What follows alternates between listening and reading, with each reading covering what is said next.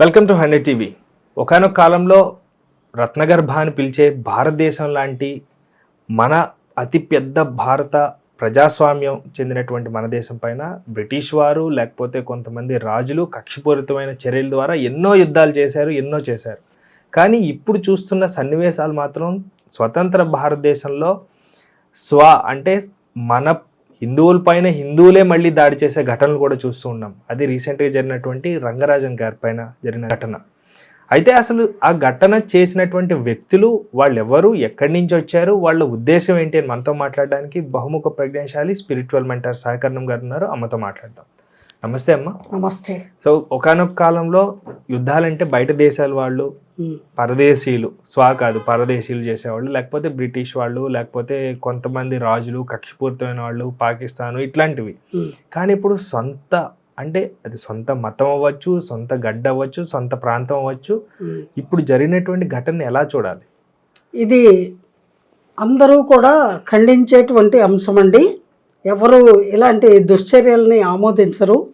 వీరరాఘవరెడ్డి అనేటువంటి ఒక వ్యక్తి తూర్పుగోదావరి జిల్లా రాజమండ్రికి దగ్గరలో కొవ్వూరు, ఆ ఊరికి పక్కనే ఏదో గ్రామం. అతను తన స్వతంత్ర భావాలతోటి గత కొన్ని సంవత్సరాలుగా ఒక యూట్యూబ్ ఛానల్ రామరాజ్యం అనే పేరుతో నిర్వహిస్తూ తన యొక్క భావాలని అందులో అతను తెలియపరుస్తూ, ఆ క్రమంలో అతను మాస్టర్ ప్లాన్ వేసుకున్నాడు. ఆ మాస్టర్ ప్లాను మానవులకి ఉపయుక్తంగా, అలాగే మానవులకి సహకరించే విధంగా, మానవత్వాన్ని ఇనుమడింపచేసే విధంగా ఏమాత్రము లేనటువంటి ఒక ప్రణాళిక అతను ఏర్పాటు చేసుకున్నాడు అని ఈ సందర్భంగా మనం నిస్సందేహంగా చెప్పుకోవచ్చు. ఎందుకంటే అతను చేసిన దాడి గురించి విన్న తర్వాత ఇలాగే మాట్లాడతాను నేను. ఎందుకంటే అది అతని ప్రణాళిక, అతని ఆలోచన విధానము ఒక రామరాజ్యాన్ని అతను సృష్టిస్తాడట. రామరాజ్యాన్ని సృష్టించదలుచుకుంటే రామరాజ్యమో కృష్ణరాజ్యమో తన కుటుంబ యజమానిగా తన వరకు తన కుటుంబంలో ఆ రాజ్యాన్ని సృష్టించుకోమనండి, ఎవరికి అభ్యంతరం లేదు. అంతేగాని స్వతంత్ర భారతదేశము మన దేశం, ఈ దేశంలో ప్రజాప్రతినిధుల్ని ప్రజలు ఎన్నుకొని ప్రభుత్వాలని ఏర్పాటు చేసుకొని ప్రజా జీవనము ప్రశాంతంగా కొనసాగిస్తున్నారు అన్ని రాష్ట్రాల్లో కూడా మన దేశంలో.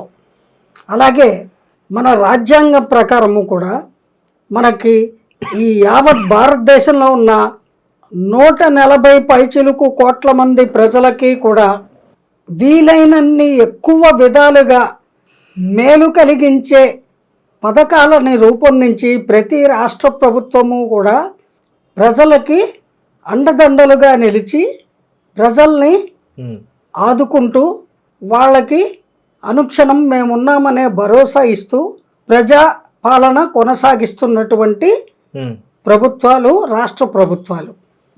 అలాగే మన సెంట్రల్ గవర్నమెంట్ కూడా ఈ రాష్ట్ర ప్రభుత్వాలన్నిటినీ కూడా దృష్టిలో ఉంచుకొని వాళ్ళకు కావలసిన విధంగా ఆ రాష్ట్రాలని అభివృద్ధి చేయడానికి కావలసిన పథకాలని వాళ్ళు రూపొందించి మన ప్రధానమంత్రి గారు కానీ రాష్ట్రపతి గారు కానీ ఆ విధమైనటువంటి కార్యక్రమాలని వాళ్ళు ఏర్పాటు చేసి వాటిని ముందుకు తీసుకువెళ్ళే మార్గంలో వాళ్ళు ప్రయాణం చేస్తున్న ఈ తరుణంలో ఎవడో గొట్టం గోవిందంగాడు పనికి మాలిన ఒక మామూలు మనిషి పిచ్చి ప్రణాళికలు రూపొందించుకొని పిచ్చే, ఎవడి పిచ్చి వాడికి ఆనందమైతే నీ ఇంటి వరకే నీ పిచ్చి పెట్టుకో, నీ బ్రెయిన్ని నీ కుటుంబం మీద చూపించు, దేశం మీద ప్రదర్శిస్తే ఎవ్వరు ఊరుకోరు నాయన.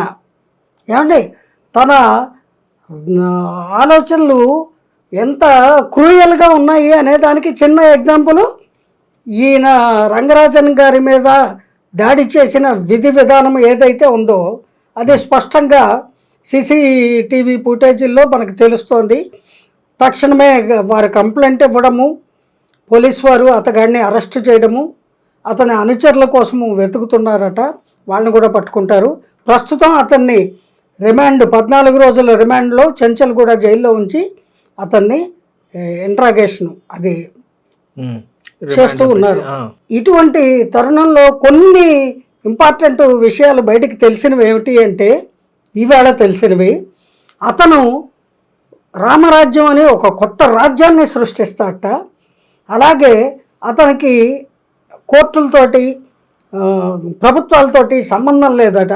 అతని రామరాజ్యానికి అతనే ప్రభువు, అతనే కోర్టు, అతనే అన్నిట.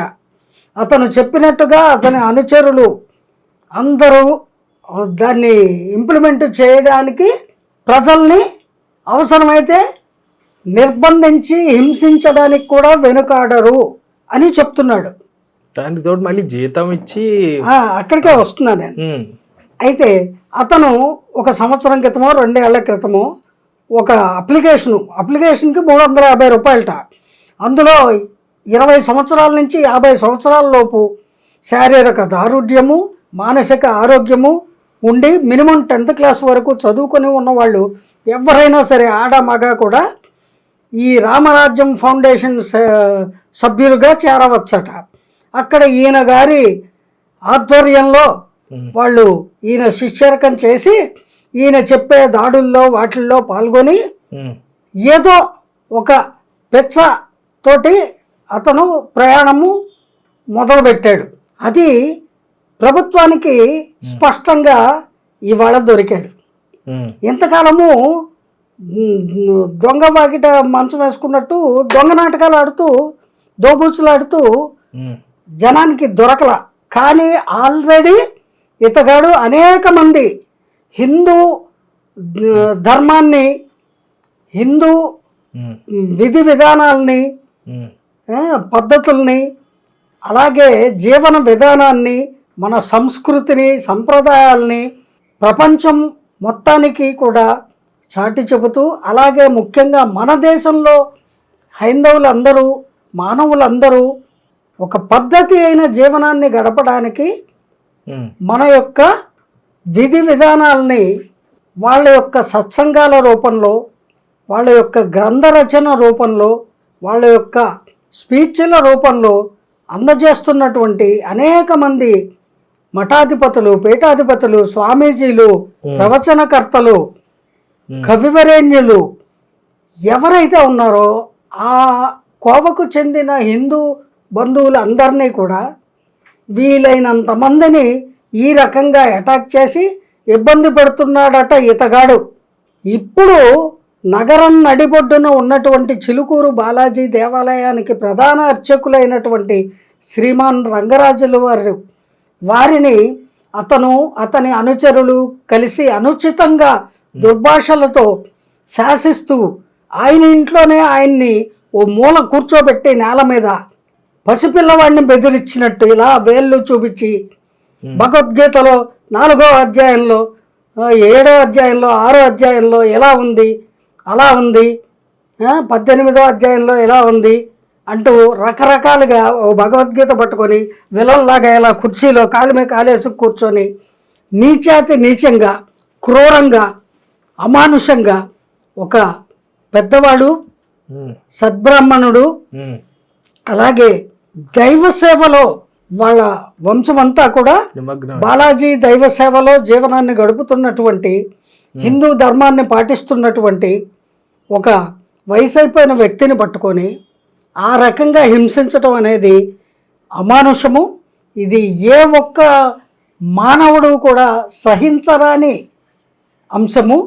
ఈ విషయంలో మన ప్రభుత్వం వారు, పోలీస్ శాఖ వారు తక్షణమే తగు చర్యలు తీసుకొని ఇటువంటి దుర్మార్గపు ఆలోచనలతో దౌర్జన్యం చేసేటువంటి దుష్టుల్ని తగిన విధంగా శిక్షించాలి అని కోరుకుంటున్నాను నేను.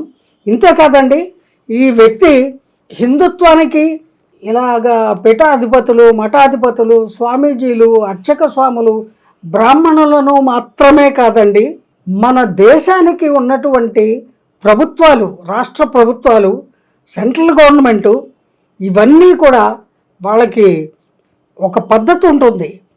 ఆ పద్ధతిని ఇతను ఖాతరు చేయకుండా ఒక ప్యారలల్ గవర్నమెంట్ని నేను రన్ చేయడానికి ప్రయత్నిస్తున్నాను అని ఎంత ధైర్యం ఉంటే చెబుతాడండి.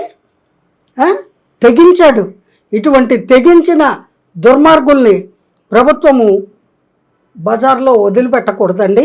సమాజంలో ఉండడానికి అనర్హుడిగా భావించి అతనికి యావజ్జీవిత శిక్షను విధించాలి.